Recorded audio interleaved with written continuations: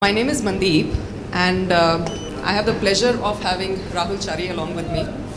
Rahul needs no introduction. He's the CTO and founder of PhonePe, and PhonePe also does not need any introduction. It is by far the largest digital payments provider in the country as of today, with a long, long way to go ahead. Rahul is a two-time entrepreneur and has of course utilized his learnings from the first venture into his second venture and is still building upon it.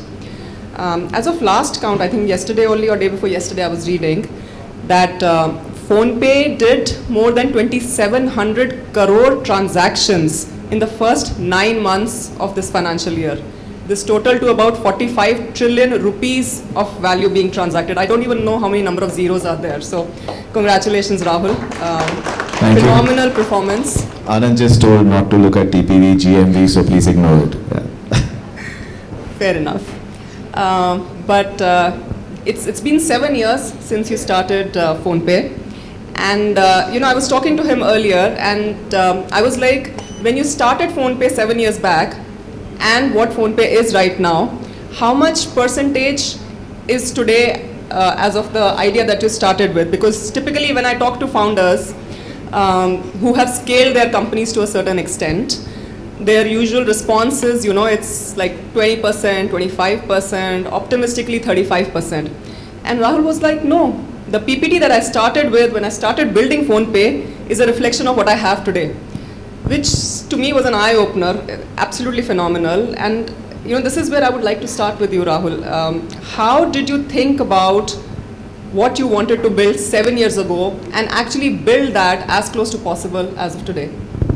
I think we take a lot of pride in the fact that how we had thought of what PhonePe would solve for and what the consumer journey, the merchant journey would be on our platform has panned out almost 80-85% or even 90% as we expected. And it's obviously a combination. It's not all about us having the foresight, great execution, but also a fair amount of aligning of the stars and a fair bit of luck, for sure.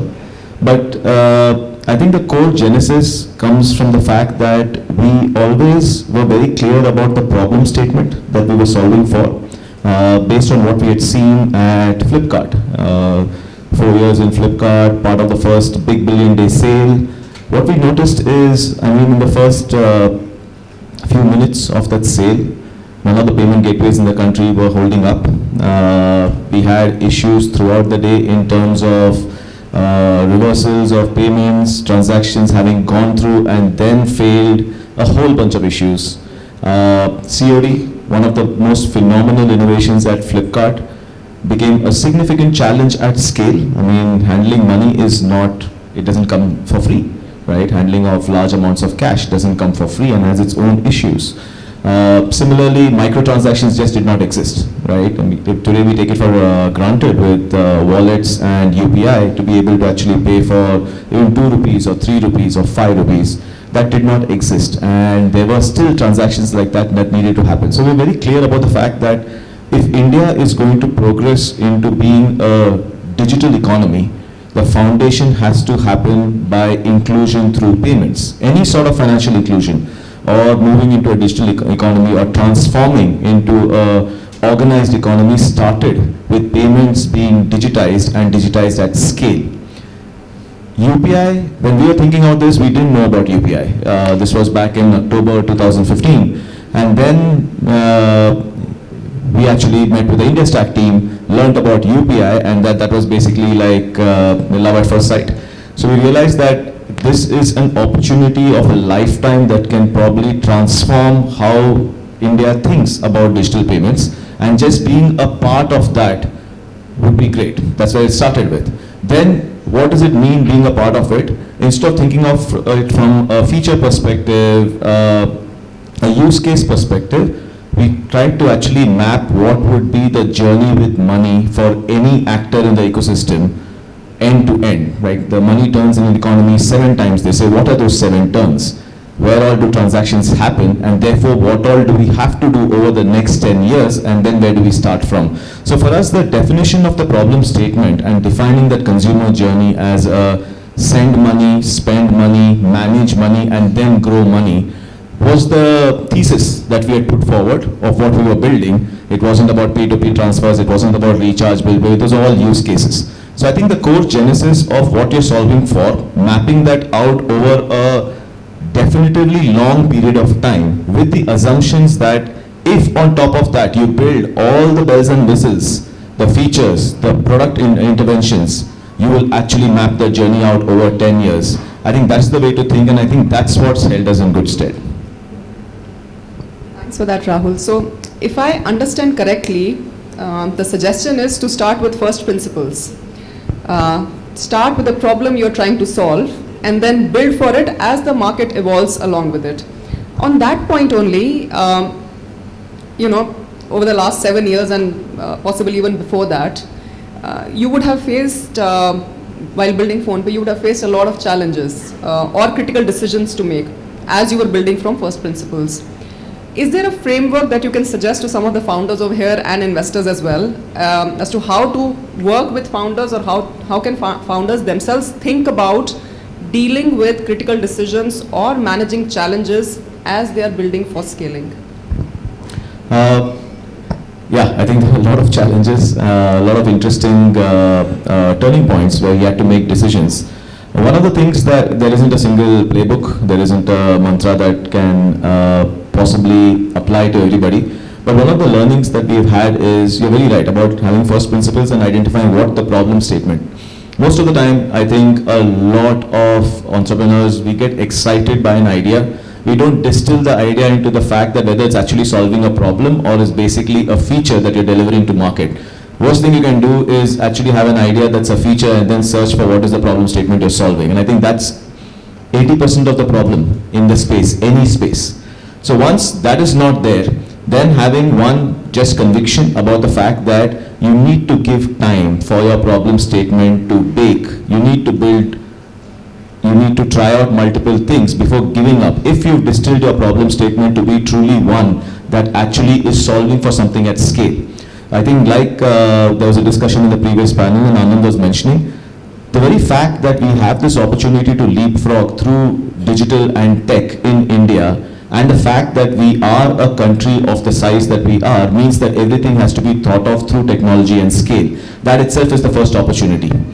Once that is there, I think the best thing that has happened for us when we've been at any juncture where we had to make a decision about continuing with something or not, partnerships that are possibly not working out the way we have thought about it, or with investors or our board in terms of getting longer leash in some of the experiments, has been to try and accelerate some of our investments with a view of getting some learnings towards a product market fit, but keeping it in a fairly time-bound manner. But the time-bound manner isn't a week, 2 weeks, a month. I've heard this a lot about, let's try to do this for a month and then we can make a decision. Never happens. I think in our sense, time is like a year. And I know that sounds counterintuitive to startups. I've been at many forums where I talk about this and people say that's not really how you should be operating in a lean model, build, measure, and build again model. But the fact is that you need to actually, whenever you're adding fuel, you need to actually wait for it to get a certain amount of product market fit. You can accelerate some of these learnings. You need to then apply them again. Data is really, really your best friend. And what the data tells you and what your consumer interactions tell you, give it some time, bake it in. Have those conversations with your board, with your investors, with your consumers, with your partners, but try to actually get that in. I think that's been the main thing for us that's definitely helped us. And we are kind of crazy about data. There is always an internal debate in the company about whether we go with intuition or we go with data, because sometimes data is a self-fulfilling prophecy and you lose out on the creativity when you actually lean over much on the data compared to intuition. Again, even to solve that debate, the best thing is to actually try and get new data. Where you don't have data, put it out there, put it for a certain percentage. Scale again helps you with that. When you have a lot of scale, You have high amount of coverage that can actually be reached in a very short period of time. So building for scale becomes very important. Very interesting, and completely echo your view in terms of when founders are thinking what to do, what next, what different options should I try. It's like, I'll try it for 2 weeks, I'll try it for 1 month, or I'll try maximum for 2 months, and then I'll see whether this works or not.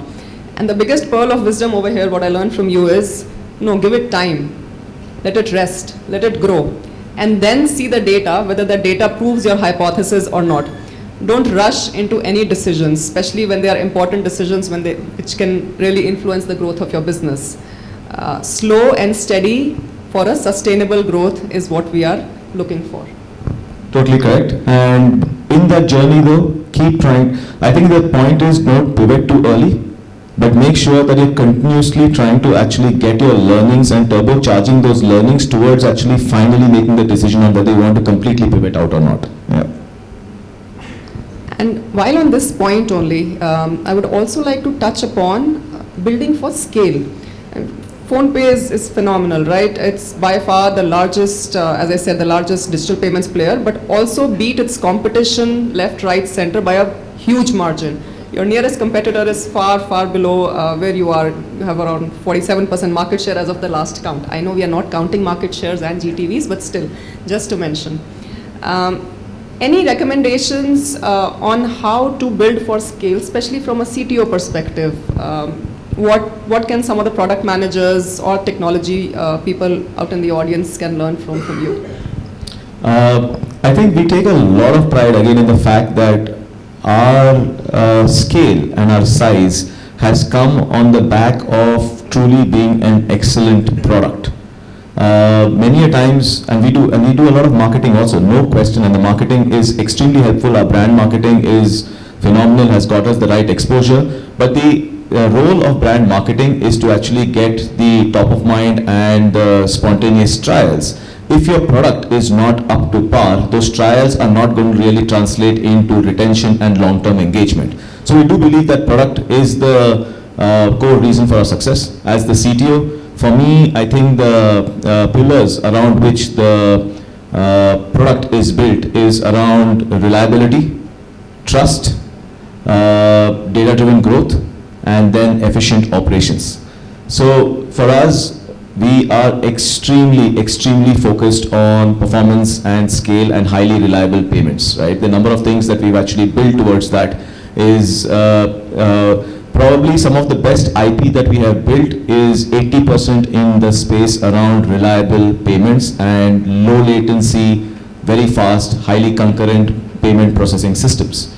And we actually built this, or our architecture has been, again, almost the same from day one. When we built it with a view of, I think that time the number was we should be at least be able to do 10 million transactions on a single day. When we said that we will launch the product, right? That was the big audacious goal that we had taken. We do close to around 140 plus million transactions on a daily basis today, right? But that architecture has been almost the same. We've been able to continuously improve it. We also take a view of trying to always stay ahead of business and business operating metrics from a tech perspective on our core systems, which is extremely important. Once you fall behind on that, it becomes a nightmare. You start putting a lot of band-aids in your system, and then you actually are only playing catch-up. So that's one on the reliability part of it. On the trust part of it, focus on using data extremely efficiently for our risk and fraud detection systems is a huge one, is a huge focus. I think continues to be a big differentiator for us. And we do engage with the broader ecosystem on that also, because it's not something that I necessarily want as purely IP for us. I think if the ecosystem also does not actually have the same levels of trust, we are also going to suffer. So that is something that is an active engagement to actually help the ecosystem. Growth and operations being extremely data driven is another thing. We take a lot of pride in the fact that we haven't been doing any sort of cashbacks or incentivization for the longest period of time. I think sometime in 2019 we took a decision that if there's true product market fit, it needs to be tested and it can't be on the back of subsidies or incentivization. We cut it down very sharply, And since then, we hardly do any incentivization. I mean, it would be very difficult for you to just go now, pull the phone, do something and try to get a cashback on PhonePe. Won't happen. But what we did do is about what are the kind of interventions and exposure and cross-sell, etc., that we need to do at a personalized level by a user. Data becomes your friend again, to be able to say that once a new user comes on board, typically within the month, if they do 3 peer-to-peer transactions of value more than X and attempt one in-app category like recharge or bill pay, the change in their engagement and retention on the platform is significant. It's a baseline shift. So then you look at how do you engineer these interventions and where do you actually spend if you have to spend at a user level, right? And that is intelligent growth. I think that's very important. And we use the same lens in automation for operations. So whether it's a CX operations, whether it is our payment operations, we actually look at automating everything from day one for consistency and standardization of consumer experience, right? Our closure on consumer complaints or tickets today is 92% completed in an automated fashion without any interaction with a consumer agent. And that's something that we built up starting with 60%, going up slowly, and today it's at 92%. Now that's also a cost reduction which actually helps the company significantly. At the same time, it's also extremely consistent from the consumer perspective, which actually establishes trust again. So I think a very, very strong focus on product and continuous paranoia about trying to stay ahead on product is, frankly, as the CTO at least, the CTO had the primary differentiator. Wow, there was so much in that to unpack. CTO perspective and growth perspective together, and you also touched upon retention, because you can't have growth without having retention, and you're solving for both the things simultaneously. An interesting thing is there are no more discounts, no more cashbacks. So what you started building way earlier, which is that product market fit, you achieved that, and after that you do not need any more incentivization for the people to come and use the product.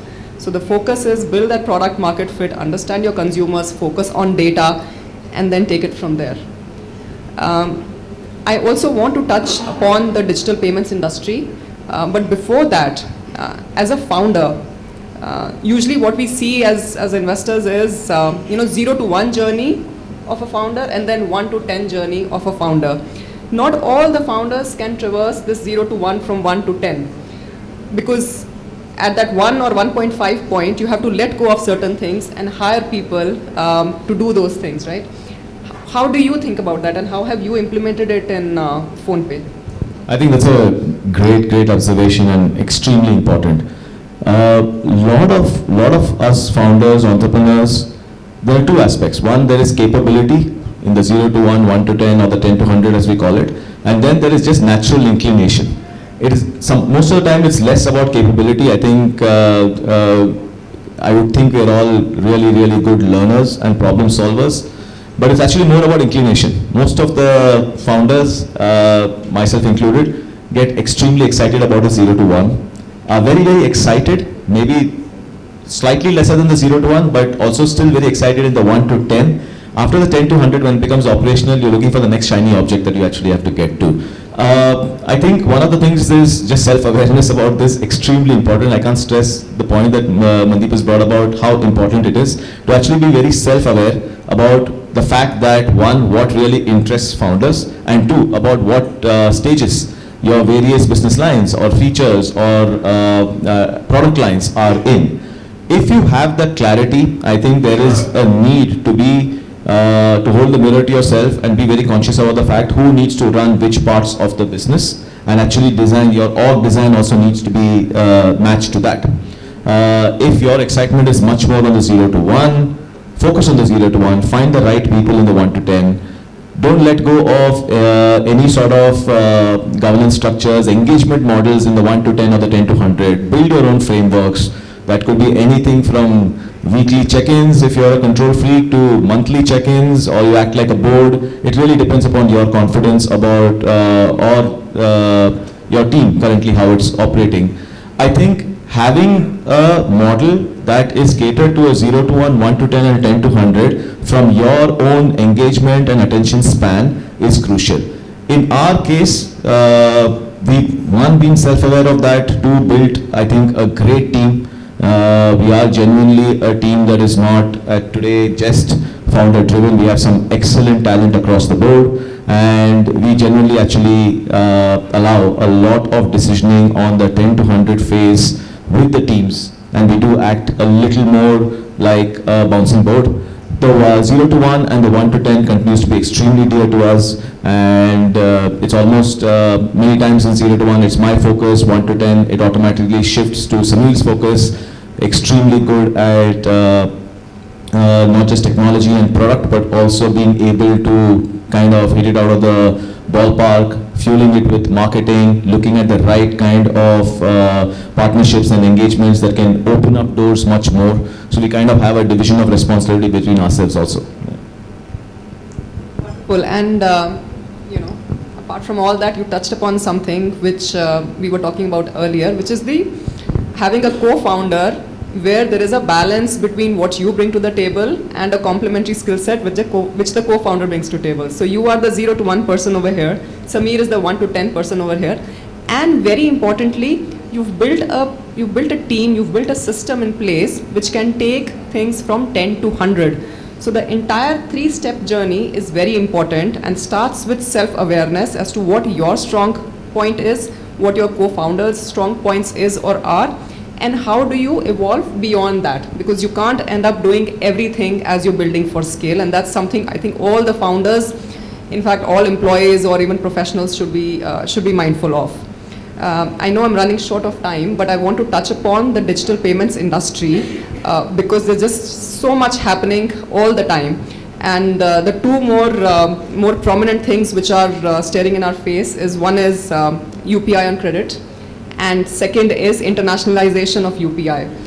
How is PhonePe thinking about it, especially the implications on itself and on the industry in general? And one particular point that I want to touch upon is monetization and impact on the bottom lines, because that's the flavor of the day. Yeah, I think it's never been a better time to be in the payments and fintech space, and extremely bullish on everything that's happening in the space. And it's a very exciting time also. There's enough craziness to keep everybody awake and excited. We are always excited about everything that is there on UPI. I think NPCI and RBI have done a phenomenal job with the way the platform has shaped up. It is truly the envy of the world, and I think they deserve a huge applause for that. And the fact that they continue to actually build on top of that with I wouldn't call any of these features, these are new capabilities. So there is UPI is now officially the rails of the country. It is the rails, and it's no longer just a direct debit rail. It's like you have PPI interoperability coming up, you have credit on UPI, and you have UPI going international. So I think it's truly transformed into the payment rails for the country in a very big way, and the capabilities that are getting built on top of it. Specifically with credit and international, both very excited.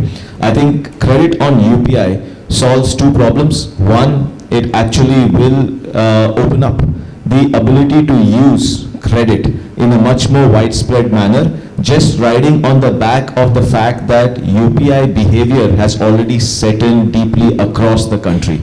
Many a times, changing consumer behavior to be able to use a new type of instrument is one, difficult and extremely expensive. In metros, we use credit cards a lot, and we are very, very comfortable with that. We are comfortable with tap and pay and everything else. It doesn't mean that it just automatically translates across the board. So UPI, credit on UPI brings about a very, very seamless, no learning curve model to actually take credit. And secondly, I think what it will do is possibly also open up credit, if in a combination of looking, I think with UPI and all the UPI behavioral data that the banks have, their ability to start looking at credit in a much more granular manner for the various segments of the population, and then graduating them towards better credit will be significantly better. I think both those combined makes credit on UPI very exciting, and I also believe that it's a opportunity to actually bring more monetization into UPI. UPI itself, I would believe at some point will get into some sort of an MDR model to make it sustainable, but I think credit also brings that in. Internationalization of UPI itself, Again, I think one is just a proud moment for all of us in India. Once again, a big shout out to NPCI and the RBI on that one, to be able to actually take something that is truly India's product, India as a country's product, to the international markets. I think the first step where Indians traveling abroad can pay, I think will actually again ensure that the ease with which Indians can travel. I mean, Indians are the fastest growing, or possibly the fastest, already the highest traveling diaspora. And to be able to actually make it very, very simple in terms of carrying Forex or not having to carry Forex is a huge deal. What excites me even more is the potential this brings in for the other countries to start adopting UPI and possibly then establishing UPI as India's largest product export to the world. I think that becomes another huge opportunity for us. Super. And positively, right? Big shout out to NPCI, big shout out to RBI, because from their perspective, I think they are still in the 0 to 1 stage. They're building new capabilities day in and day out, and it's amazing, and something as Indians we typically do not expect from regulators. And you also touched upon credit part, and I want to go back to the previous session where this was touched upon as BNPL, right?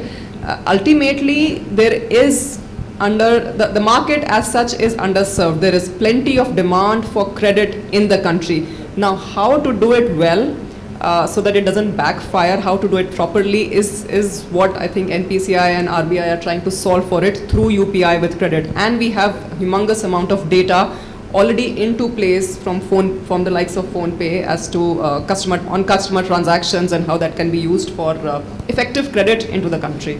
One final thing, Rahul, there are a lot of existing entrepreneurs or potential new entrepreneurs in the audience today. Within the digital payment space, what would you advise some of us to build as the next feat of innovation? I think the payment space itself is not done with. While a lot of people talk about the fact that, oh, what's next in payments, the next 200, 300 million Indians who are still not on the payments, digital payments bandwagon. It's not going to be the same solutions, the same products for them. I think trying to focus on how do you deepen the reach of payments and also look at it from a segment perspective, huge opportunities, right? Agri-tech has its own problems. If you look at the supply chain and you start looking at retail as the leaf node and you go up the chain, when there is a retailer, then there is a distributor, then there is wholesalers, super distributors, etc. A lot of that chain has still not been digitized, and there are problems to be solved there. Could be B2B payments, could be B2C payments, or given that the lines are getting blurred because of UPI on a daily basis, it's just payments. So I think looking at payments from the lens of how do you actually deepen the reach, and also looking at it by cutting it by various problem statements that exist today, I think there's huge opportunity there. One thing I generally tell everybody who's in the payments or the fintech space is also to have a very, very high bar on compliance, governance, and understanding the space from a regulatory perspective and the policy perspective very, very deeply. As entrepreneurs, our job is not just to build cool products that can scale, it's also to make sure that you've dotted the I's and crossed the T's when it comes to all the regulation, policy, etc. that is there, and then play a role in trying to actually shape that if it is not where it should be, versus try to actually either ignore it or bypass it. Yeah. Thanks a lot, Rahul. This has been a very amazing, very engaging discussion. I don't know if you want to do a Q&A round given the time constraint, but I suppose Rahul has covered a huge swath of land over here in terms of answering everything. Thank you so much.